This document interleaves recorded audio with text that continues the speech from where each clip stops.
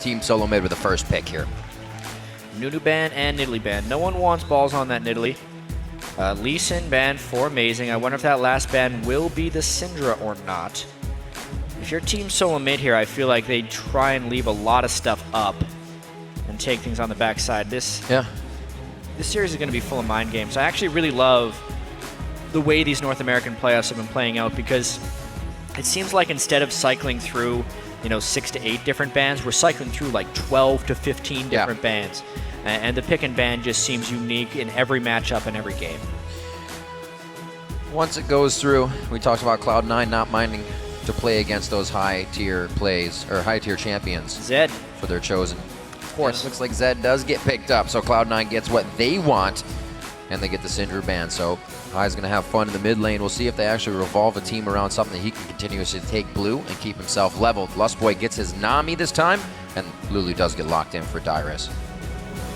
Having the Nami will be a nice feeling of security there for Lustboy, but I really wish TSM would have banned Zed.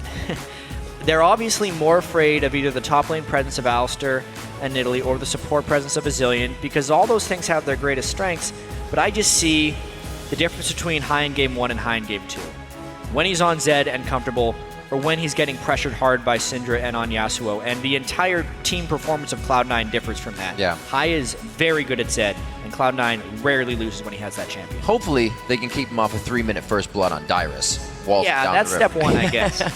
But yeah, he is going to wreak havoc in the mid lane. Bjergsen knows he's going to have a tough time already, and it's going to be the Braum lock-in as well. That will be a tidal wave crashing into a shield. Wild Turtle, for the first time in the playoffs here against Cloud9, to take Trist away from Sneaky. Will he decide to lock that in? He loves to build just the damage up on Lucian, but he does take it away. Yeah, I wonder if Sneaky's going to answer with Kog'Maw or with Lucian, because Cloud9 is one of the teams that is actually very good at Kog, and Sneaky, there was at one point in the Curse series where he just straight up 1v2'd and killed the support on Kog, like in the middle of the lane. Yep. So it's quite threatening. With Braum, though, not as aggressive of a combination. Might want the Lucian for the LeBron lane. Right. We'll see. Those passive shots off on concussive blows after Winter's Bite is always something to be reckoned with in the bottom lane. It's kind of like knowing you're going to get hit by power chords. It's eventually going to happen. Nice, locking in the Maokai. They still get something they want in a top-tier choice for balls, and that Kog'Maw is, in fact, locked in. It's a very powerful looking composition there for Cloud9. A very strong front line with which to protect Sneaky with. Yeah.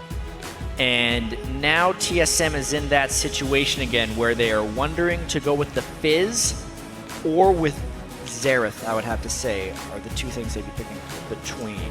Ori is also pretty good against Zed, but based on their track record of pick and ban, this event during these NA playoffs, I think it's between the Xerath and the Fizz. Definitely a lot of discussion going down about it. Ori, though, yeah. Ori will be locked in. Bjergsen was able to wreak some havoc with that in previous games. He usually wins the lane with that choice. Bjergsen very strong with the utility of Orianna. We'll see what happens. I like the protect composition. A lot of shields, a lot of everything to go around into Bjergsen. Yeah, he has Kha'Zix into Amazing when he jumps in. But that's got to be that big initiation. Everything else is pretty much disengaged for them. It's crazy. And it's also incredibly close to the protect the Tristana composition they ran in round 1 of the playoffs against Dignitas. The only difference is that they had a Nunu jungle then instead of a Kha'Zix.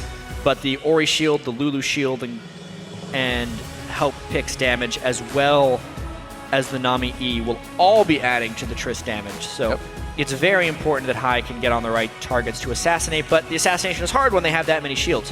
Much more dynamic and more synergy with the shielding in this TSM composition than when they had the Zillion Lulu, because everything can just pile on to try and make stuff unkillable. Very excited to see what happens as we go into Game 3 while the teams are loading. Head over to Twitter and keep your voting coming. Tweet hashtag C9win or TSMwin to @LOL Esports. We'll be checking back shortly to see where the votes stand. Right now, we stand going into a Game 3, and this momentum could really start to tilt the tables in someone's favor. It's obviously going to be a win, but that momentum, we've seen it already carry to just the 2 games that are now consecutively needed to get that win. Yeah, and you never know when the series is going to swing back. We've seen all kinds of the best-of-5s here. Cloud9 has not been tested like this in the North American playoffs. However, they had their most testing split they've ever had, so they do know how to bounce back from losses, ending the regular season on such a hot streak. But TSM really had that emotional Game 5 win, kind of proving to themselves that they can fight their way through a best-of-5. Hey, man, everything's a scrim. Yeah, Everything's a scrim. They crushed Cloud9 in scrims, but Cloud9 here is a completely different animal. They've proven that time and again. Absolutely. We're about to head on to the Rift. Let's get it on the screen. This time it's going to be Cloud9 on the blue side, TSM coming from the red. Let's see if that changes anything up. We saw TSM's win coming off of blue last time. That first pick priority has been a big boon for these teams. And this time it was Zed once again for high. Focus on him for the mid lane. We'll be watching Bjergsen as well. That's quite a lane to really have an effect on these games. Longsword start for him. Interesting. Probably just extra health potions wanted for all of the harass Bjergsen put on him. As well, TSM with much more defensive summoner spell choices than they had in the first game against Zed. They actually do bring Exhaust this time. Lust Boy locking that one in, or as compared to last game as well. Bjergsen as well with Barrier to try and stop assassinations. I wonder if that actually signals that Bjergsen will not be going for Zhonya's early. It gives him a little bit more individual defense. Normally that's why you build the Zhonya's. He can do any which way he wants, though. He's already had success with a tier start Ori during this PAX, so he has plenty of options. Just a little bit of back and forth as usual. Nobody wanted to give up too much in this early game. TSM is going to actually get quite a nice red ward in there, so knowing the exact time of movement here, the Meteos, or rather the start that he's going to have. Definitely a slight change up in early game strats. However, the deep wards that were placed were spotted. Cloud9's ward on the red buff is inferred for TSM because they saw them running out. And then when they saw them running out, Cloud9 could infer that a ward got placed on their own red because that's TSM would have had nothing to worry about running into Cloud9's jungle at that time. Vision is power, man. It's going to keep you safe. So far, it's already got Cloud9 that first kill on Dyrus in the first game. So keep away from that. A lot of help here coming in from Meteos on this first buff. Well, Cloud9 trying to keep it simple right here. They have the Kog'Maw on the top lane, but I wonder how much sharing they're going to do. I think they were just trying to guarantee the right lanes. It's not like they're double jungling or anything. Maokai and Braum slowly running down to that bottom lane to try and get some farm. So again, it's going to be the struggle for Maokai and Braum to try and farm against an 80 carry and support. That looks like it'd be fun, really. Yeah, and also in the top lane here, with a Kog'Maw in a solo long lane, the vulnerability to ganks is much greater than when he was solo laning Trist. We'll have to see if TSM tries to exploit that. Meteos may have to spend some babysitting time towards the top side of the jungle. Right now, both junglers on their reds may get a meeting of some sort after they hit one more camp, Wolf Wraith. Too bad on the ring around for both of these guys. Meteos actually passing right over that so he can be towards the top side of the map if anything does go down for Sneaky. So very good play by him. Also wants to get some early vision out. Well, Dyrus should be on the defensive here. Yeah. Knowing what happened in the first game. Meteos, though, taking a very inefficient route to the top lane. So right now, Dyrus doesn't expect an early gank because he knows Meteos started blue since they had a ward on the red. And now that he's approaching here, he's went directly towards him. So it's almost overly defensive play from Dyrus if he doesn't put himself in gank position. The wave is just not in a very good spot, and Meteos sees no approach. Dyrus is playing more defensively because he knows Cloud9's tendencies. Very nicely done there. The homework pays off. Meteos forced back to his jungle. Only 4 minutes in here, so Dyrus staves off that first blood. Nobody has gone down. Both teams playing really for the win situation. Usually when you come into the best of 5, they play to the I don't want to lose. So it's very passive, but neither of these teams have really given up an inch. They always want, here under the turret, Wild Turtle and Lust Boy already start forcing balls down. He gets a bit of what he wants, going to go back for some potions and head back to lane. So, pretty standard early game, actually. Yep. As standard lanes as we're probably going to end up getting in this best of 5, just because Cloud9 had that micro meta that I like to call it in scrims, where they would put the solo AD carry early game so he could gain a level advantage and then try and hyper carry the game. This is all about not only securing farm for the AD carry, but securing level so that when he matches up against the other AD carry, he can outmatch him. That's gonna but happen this is the vulnerability to ganks right here. Ooh. If Amazing would have gone straight through there, right over top of the ward, Sneaky would have either burned his flash, but because he kind of second-guessed his gank, it ends up just tipping him off. Well, he does get some wards down. He's holding his pink. Doesn't decide to put that down just yet. Maybe he wants to get down below where High is, so they make sure there's no roam down from him as well. Definitely a kill lane if they were to get a gank in the bottom between those two. A lot of crowd control to be had there. The Lust Boys keeping Wild Turtle nice and healthy, so that does not happen. They're slowly making sure a huge amount of minions are crashing into the turret. Gives more time for a little bit of that harass. Wild Turtle loves to do that in between his shots. Yeah, and it's really hard to push a Maokai out of the lane here, especially when you're an AD carry and a support. The amount of passive auto attacks you can get is huge. What Turtle is doing very well in this Trist matchup this time, though, is making sure to tag balls with the healing reduction every time he's under the turret, which in turn is helping harass him out. I mean, he's already teleported back into the lane, and he's been taken below half. So that is actually a vulnerability to a turret dive if they get him a little bit lower. And Wild Turtle's play within that is such a mind game, because that's ticking damage, so the turret's always going to want to hit you. He's doing a great job at microing in and out of where that's aggroing him to. Beautiful play so far. Like we said, it's actually pretty standard for what TSM and Cloud9 are bringing out in this best-of-5 series, but amazing. He's itching. This is so similar to Game 1. The jungle pathing has been nearly identical. The lane matchups That's true. have been so close. The only thing that differed is Dyrus was more passive and did not give up the first blood. Slower game from High. He is a driving force, being pretty much the only voice you will hear on Cloud9's comms, so to give him a slower start will for surely help in the rest of the game. Good push towards the bottom lane still. Looks like jungle pressure from Meteos towards the Wraith camp. We've seen him come over that wall quite a bit, but Bjergsen's going to be backing here to keep himself safe. Yeah, this game is very close to be at. I'm looking towards kind of the team fights. I think it's again going to be very much about High trying to split push this game. He's been able to shut down Dyrus in the past in the split push, and that's what they're going for again, which is why in the early game here, Cloud9 wants to shut Dyrus down. And look at the solo lane presence of Sneaky. That's not the cleanest of ganks right there. Oh, wait a minute. Yeah, look at all the turret shots. They're going to try and keep him at bay, and they will be able to for High to get up here. A little tough. He's pretty much dead. They're going to give High this kill. That's the death mark. First blood goes down. Very nicely done. That's what it cost, though. That's what it cost, indeed. Dragon's going to go down to team solo mid. So High does go ahead and get that first blood again, but there is an instant trade back, as there was not last time. TSM's going to pick up this Dragon and have the complete timer. And no wards here from Cloud9. They'll kill the turret. They give up the Dragon. They get the first blood. It is very much a trade here, but it's a trade for the power of Dyrus. In games when Dyrus hasn't succeeded against Cloud9, Cloud9 generally wins. In games where High succeeds for Cloud9, they generally win. So if we're thinking about the global gold versus the individual strength, having strength on High is better than having a little bit of strength on the other 4 members of TSM that aren't Dyrus. He's got the Cutlass already. Looks to be building quite fast. Could have that 20-minute Blade of the Rune King, or even sub rather.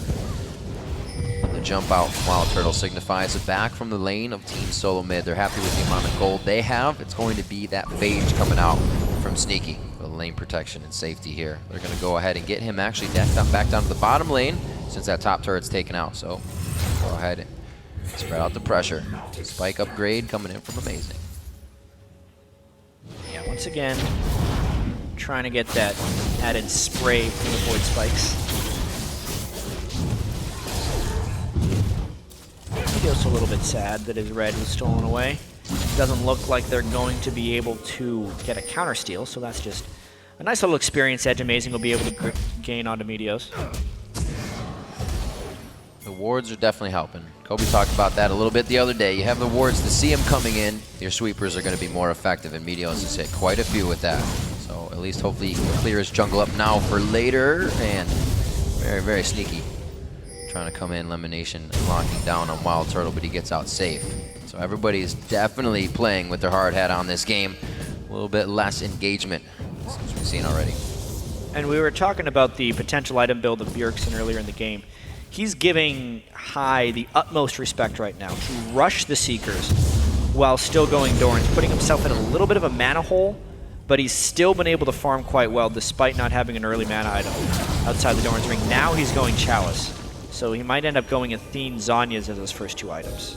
A defensive Ori build more so than one to blow people up. Right, talking about seeing that tier earlier, but a little more maybe pressure that he's feeling. Great damage from Dyrus, 8-6 in that top lane. Yeah, that's the cost of what Cloud9 has done. They're sacrificing the early game of balls for the early game of Sneaky, and now Dyrus is going to try and take a little bit of advantage here. If he can use this level advantage, it'll be absolutely critical for TSM's success. Ooh, this could be big. Amazing was kind of seeing a counter gank on the top lane, but they're all towards the bottom. Cloud9's going to be taking control of the turret.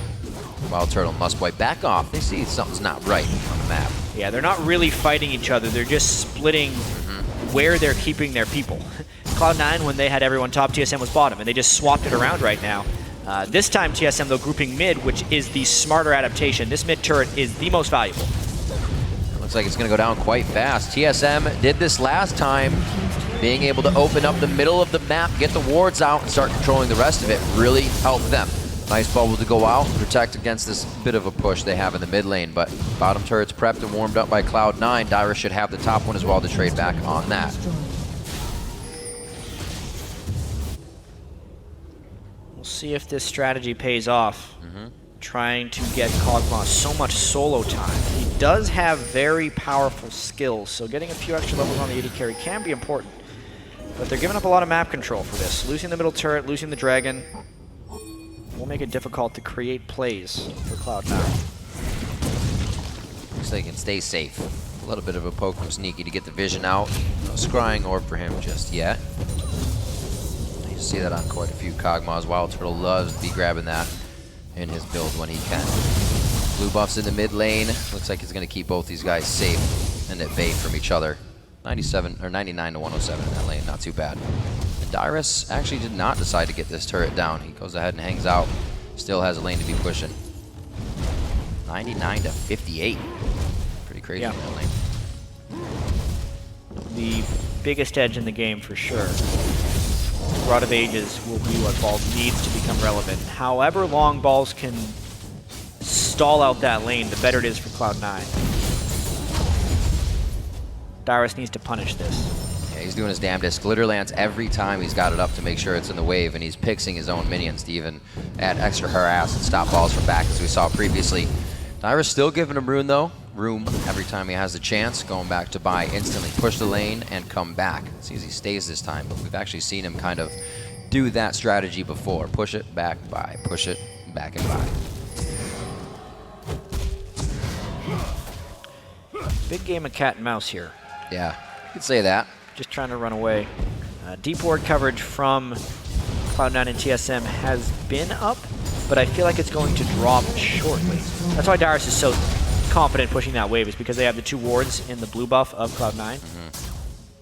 So nice job there to finish off the turret.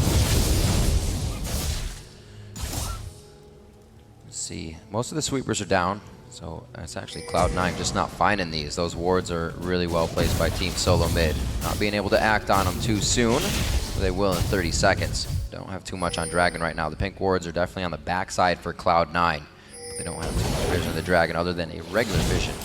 Sitting in the pit. Push to the mid lane, hoping to prep TSM for this Dragon. See him peel off and head back. As far as itemization breakpoints, the Blade of the Ruined King is pretty massive for High, but as is the Athenes for Dyrus. The fact that Bjergsen went for multiple components means he's a little weaker than High right now. But the combined shielding should still be enough to make it so High's ultimate can't be that large. I would love to get level 11 before this fight for a more powerful ultimate. Yeah, it is TSM who's kind of controlling this spot, though. Should actually bring him quite close to getting that level that he requires. Meteo's trying to get his red buff here, buying more time. Down towards Sneaky. What a rotation. We're going to have the teleport coming in from Balls, actually right on top for the crowd control. Lemon Nation there saying, stand behind me. And he actually gets the shield broken out by the Buster shot coming in from Wild Turtle. They're going to back off towards the Dragon now. Looks like we're going to get our first good fight out of this game, possibly. Everybody's a little wary about it, though. They know what the momentum can do. Well, at the moment, the teleport advantage would lay with Dyrus, but he's not in a split push position, so it doesn't really matter. We could see a fight very shortly, especially now the ball's getting a little bit low. This is where Cloud9 loves to fight every time. Elimination throws it down, but the team may not be on the same page. High was way far away. A shockwave coming in from Bjergsen. Good heal onto Sneaky, and they're going to keep themselves safe here. High still waiting to use that death mark. Wild Turtle can easily jump away so he can keep himself in a dangerous spot on the front. But what a back and forth. Neither team really wanting to commit hard to that fight. Yeah, such a difficult corridor to navigate right there. Both teams taken very low from the fight and too scared to continue on to the Dragon. So nice zoning there by both teams, from Bjergsen's shockwave to the tidal wave that was sent out by Lustboy. So they both live to fight another day, and usually with these teams that means right away.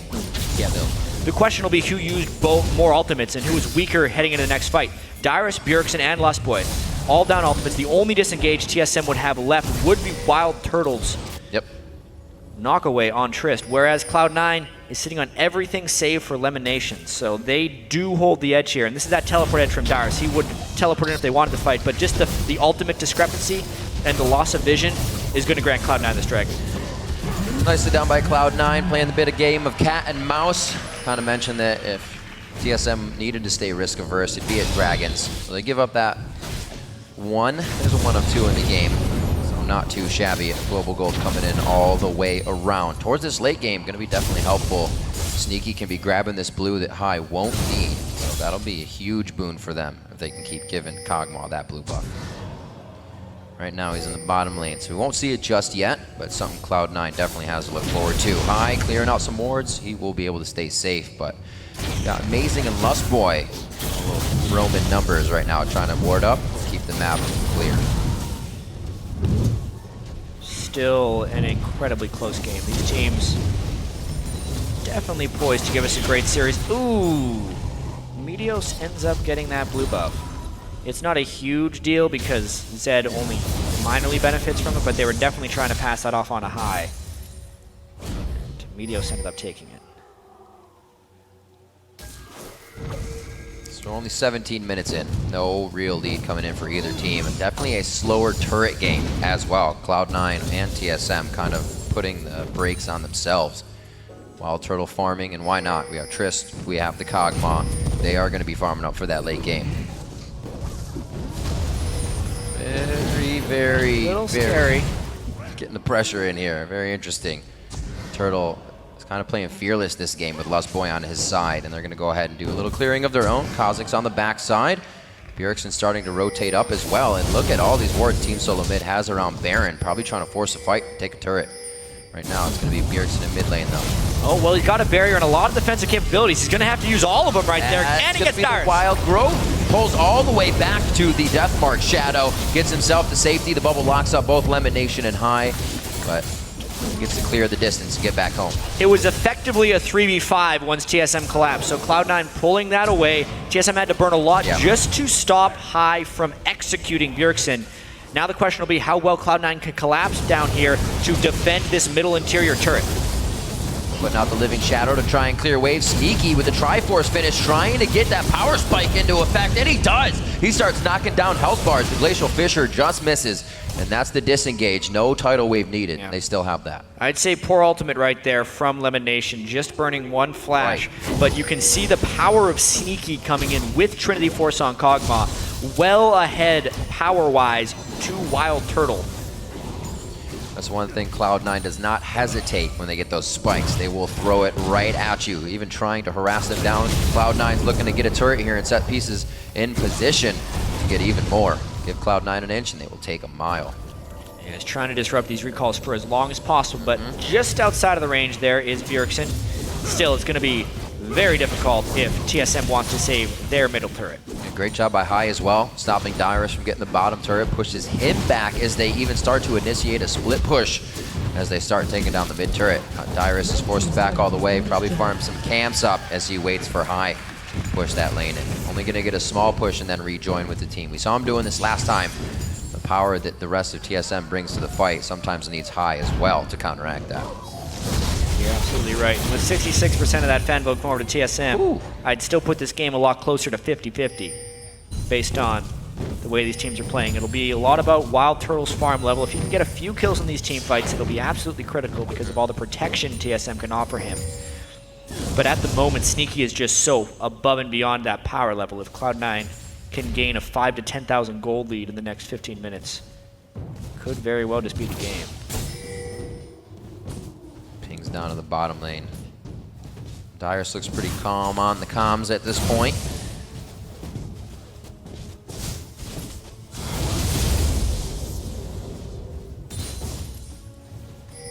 Surprised it's been so slow to come into this game. Both teams are absolutely playing risk averse. So far back. They have the vision too to kind of be doing things to get themselves into a troublesome spot. Go put some more wards down, but nobody's forcing anything. They're expecting somebody else to do something. Yeah, both teams have some really solid late game elements to their team. Yeah.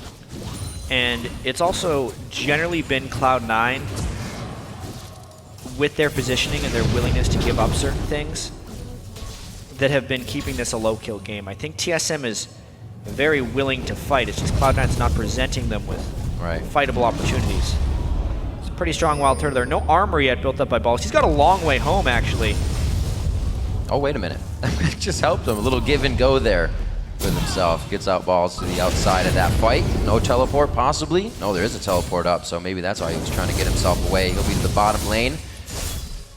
Trying to see what Cloud9 can continue to do in this game. Right now, they're only up 200 gold, 40 seconds left on the Dragon. Nothing gonna happen. I was looking at High's Ignite. It did just come off, but he wasn't able to get it off with the Death Mark. I was figuring maybe waiting for that because every time he has Death Mark somebody, they get 1,000,000 shields and they live. So the Ignite needs to be on there. Just for that little bit of extra damage. It's still going to be very difficult for High to kill anyone. At the best case scenario is that High actually draws attention to himself, burns a lot of shields, and allows Sneaky to kill the targets that he wants to kill. That's true, right. You still have the living artillery you're looking for. This huge Kog'Maw red buff on as well to enable a little more catch. The rest of the team want to play off of this. And Cloud9. Vision control at Dragon Pit is so in the hands of Cloud9 right now, but TSM looks willing to just run straight at them. Lemon takes so much damage. Lemon's gonna go down before the fight even starts here. The last heal doesn't get the kill. It's gonna be Meteos picking up the Dragon, and they need to now back out of this. Great job grabbing the Dragon, and they save face without losing Lemon Nation. Wow. Flash is burned, but they're all right. Again, just so much disengage, or maybe even TSM just having a pretty big lack of solid initiation is allowing Cloud9 to run away from most of these fights. Really appreciate the Kog'Maw pick in this context. There's not much on TSM that can actively punish him. If they can burn his flash, they can zone him out with shockwaves from Bjergsen. But maybe even not, because at this point, because of the threat of the Zed, oftentimes the Protect will keep the ball in TSM, and if they extend it, it creates a massive vulnerability for TSM, so Sneaky is kind of free to just rain damage on TSM. Yep. It's one of the main reasons we've only had one kill in 23 minutes, is because in order for the TSM composition to become aggressive, they become incredibly vulnerable to Cloud9. So it's kind of on Cloud9 to initiate into TSM's defenses. And unless they're willing to do that, they're just going to have to keep gaining these micro advantages off of Dragon every 6 minutes. Well, it's coming into play now that they can have Balls in the bottom lane with a teleport, and they're starting to feed Sneaky that blue buff. It's going to help tremendously. A few shots over to High, trying to back him off in the mid lane, kind of destroying this initiation. They would have been able to close it from the side on. TSM doing the right things, and they say, you know what, we need to back up, clear these wards, and then we'll feel a little bit more comfortable about pushing up. And it does seem like TSM is getting a little antsy about trying to find fights. You can see they are capable of burning flashes. And if they catch Cloud9 a really long way away from their base or their nearest turret, they have a big move speed advantage with the Ori, Nami, and Lulu just to chase Cloud9 down. It's just Cloud9 has been playing relatively close to their turrets. With 3 turrets down, and with Cloud9 trying to get on the offensive, the potential for fights only increases.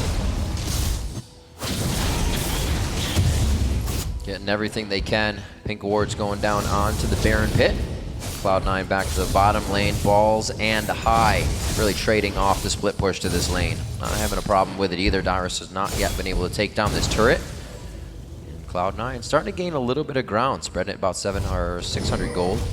Not too shabby. But still, looking for those initiations. We said it would be hard for both teams, so it's going to be the ward game that really pays off. That's what Cloud9 is about to play. Even then, though, they don't have the people in position. That could just be a bait. Whoa, a bait indeed. There's nothing on the other side of the wall. The itsy bitsy spider comes back down the spout and absolutely goes down. Good collapse there by TSM. They had the move speed to get in range. Whoa, but whoa, whoa. Oh dear! Oh, the caustic spittle shredding through Wild Turtle there along with the living artilleries. Very, very close for him to go down. Blade of the Rune King finished up on Sneaky too, 25 minutes in, putting out some big power. You do not want to tango with Sneaky right now. With those two items, doesn't even get his Blade of the Rune King active off. Wild Turtle realized very early on that he wouldn't win that trade. Oh, Sneaky also has to be careful himself, though. That fade giving him if they use all their move movement. Speed, they could charge there, but they would have had to go in blind. That's true. They don't have very deep vision coverage because Sneaky is playing so aggressive. Oh my word. What a nuisance. Starting to play on the minds of TSM for sure, one after the other. That just becomes super annoying. You want to come out and take down that Void Puppy immediately now. See if it gets TSM into trouble. Dyrus keeping it safe, suspecting that there may be a little bit more, maybe with the behavior of how High was playing there, and he does see elimination coming off on the side. The whole team is there, and Sneaky is getting every blue now. Yep, flash right off the bat there from Dyrus. He's much more respectful of High Zed in this game than in the first.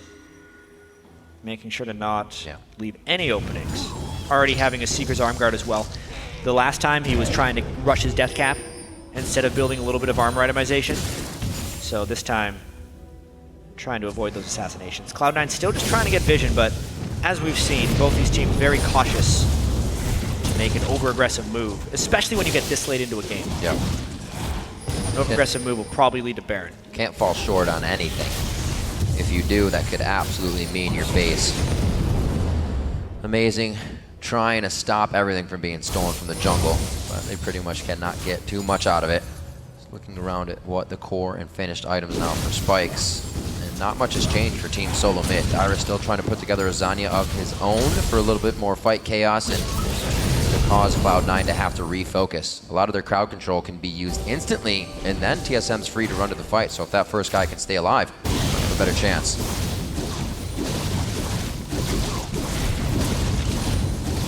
All the buffs. The farming just continues. Taking a look at the gold just to see where the power is falling on these teams, there's nearly 10,000 gold on a Sneaky who's about 1,000 ahead of Wild Turtle, and that discrepancy is made up between the Maokai and the Lulu. So if the teleport game is played and Balls and Dyrus are actually late to team fights, that's what Cloud9 would prefer. Cloud9 is not worried to put themselves in a dangerous spot here, but TSM is trying to regroup and figure out how to get that spread out into a big death ball. A lot of it is about this dragon positioning. The danger of trying to death ball for TSM right here is the Zed will provide a lot of AoE damage. And Sneaky also can throw in a bunch of spells. That's a critical mistake. Unfortunate play there. They do throw the ball on, trying to get a shockwave down. Wild Turtle's on the outside. He gets death marked down. They're able to focus whoever they want after that. No real crowd control needed on this fight. Balls taking a bit of damage as he tries to initiate for the team, but they realize the front line needs to go to the backside. We're going for Dragon now. Cloud9's going to clear it out the pit, take it themselves. I'm not sure what prompted Dyrus' Zanya's right there. I'd have to see it again, whether it was just a pure misclick or whether he thought he saw something that was going to catch him out. But either way, that positional jump right there creates a massive vulnerability, and Cloud9's able to jump on it. Balls, though, teleports in for not much of a catch. He teleports in immediately. It looks like they might want to try to get Baron off of this if they can stop enough people. No mana, not being able to use the ult. Cloud9 can easily just take this one. This is hyper aggressive right now. The shockwave is still available. Teleport is still available on Dyrus as well. Ball's trying to zone out as best he can. He's doing a great job, but I feel like TSM's going to collapse. Oh, they blew him up. High got out. Amazing can't do anything. They have no smite to try this. Nothing to get this away from Meteos, and they are going to be able to take down Baron. Right from Dragon to Baron, they're still going. This teleport in from Balls created so much chaos, and Cloud9 is not stopping. Wow, so just one missed step there by TSM, and Cloud9 pounces on them. Yep. They were waiting for their moment. The Zed from high gives them the confidence to jump over and blow up Amazing, and they're going to continue this offensive. They will not give up once they get a little bit. This next turret going down quite easily. That Triforce helping out quite a bit, and it looks like they are going to be out and back to buy. A lot finished out on these. Let's see this one more time. Yeah, it was just a fact the balls was zoning out.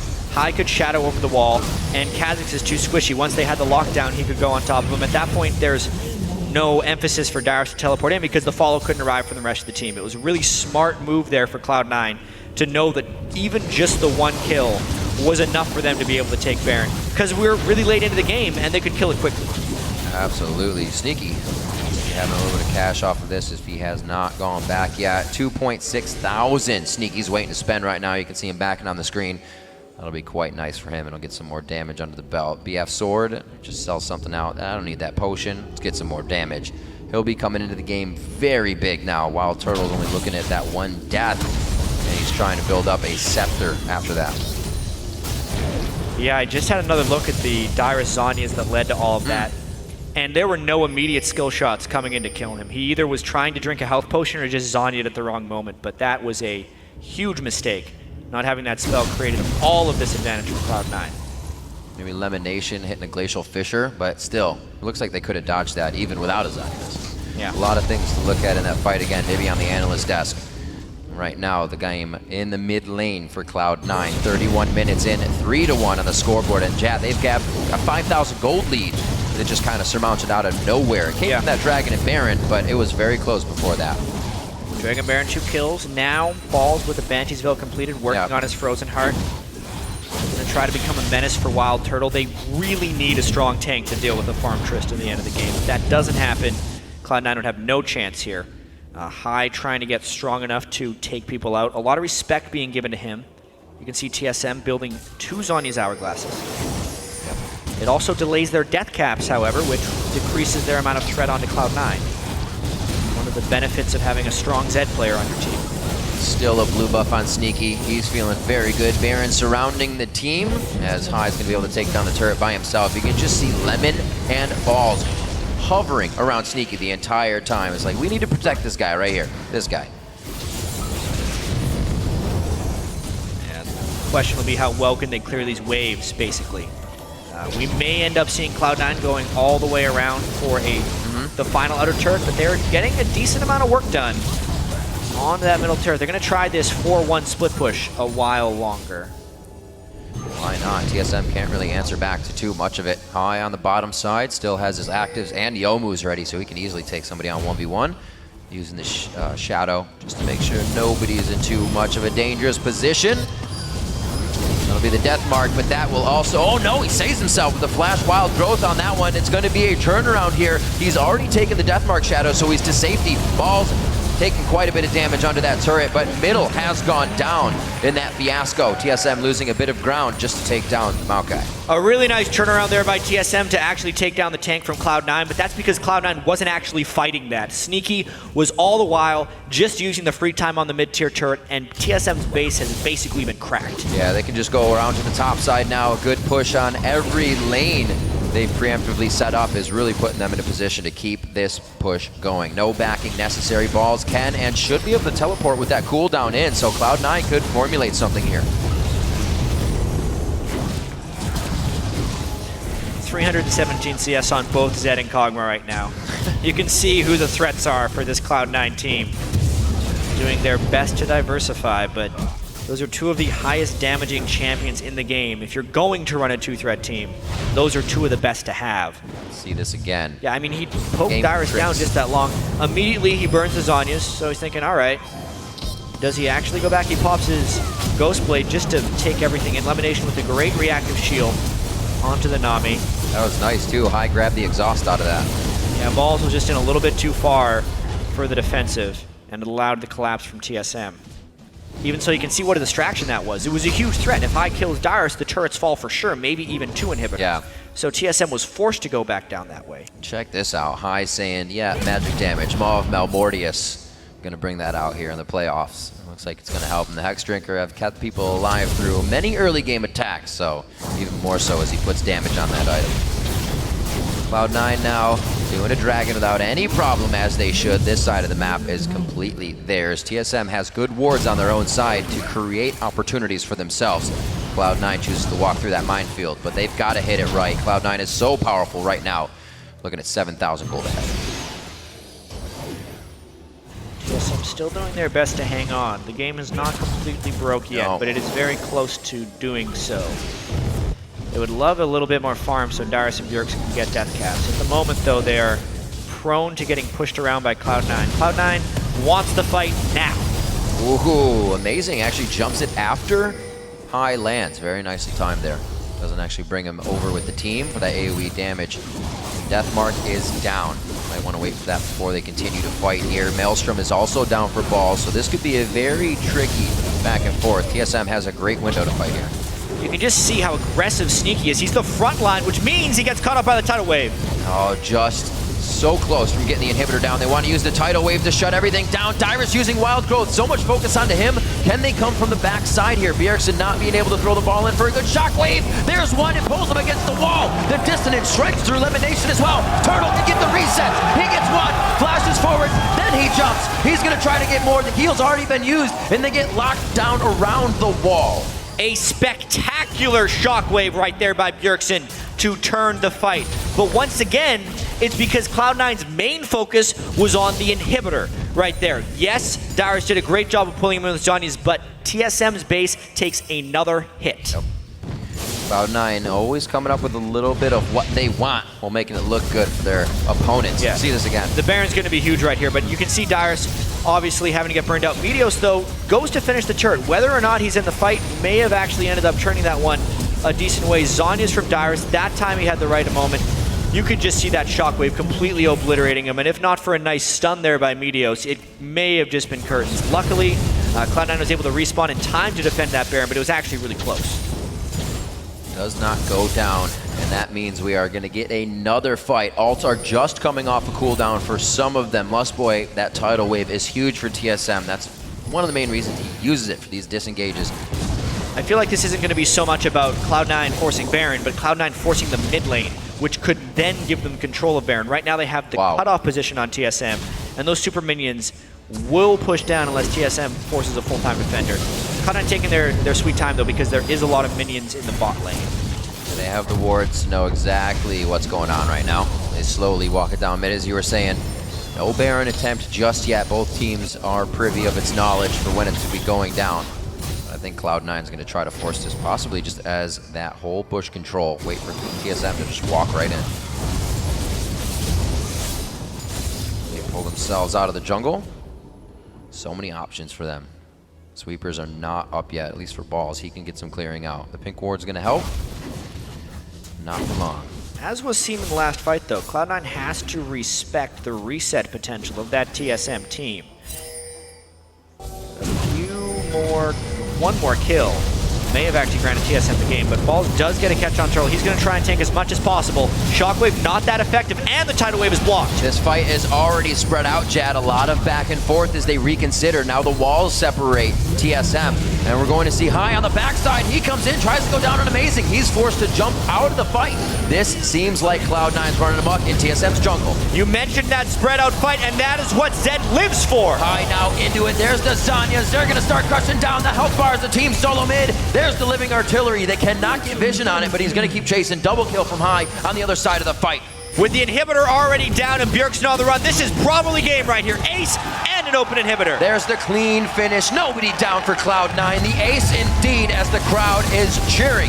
Cloud9 coming out hard in Game 3 after a very back and forth beginning. The Nexus turns to drop. 39 minutes into the game, Cloud9 take Game 3.